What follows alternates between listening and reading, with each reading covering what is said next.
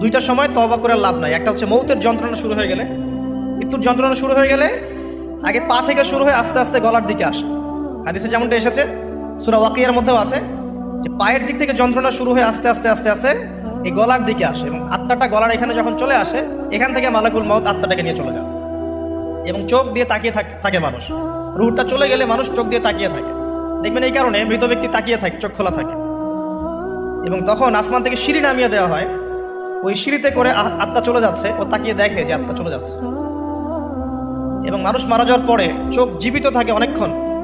Medical science যারা পড়েছে তাদেরকে জিজ্ঞাসা করবে, মানুষ ডেড হয়ে গেলেও চোখ দেখবেন আরও কয়েক ঘন্টা, হয়তো আরও নির্দিষ্ট একটা সময় পর্যন্ত চোখটা কিন্তু জীবিত থাকে।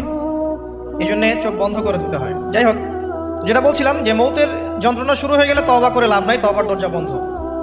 আর পশ্চিম দিক থেকে সূর্য উঠে গেলে তওবা করে লাভ নাই, তওবার দরজা বন্ধ।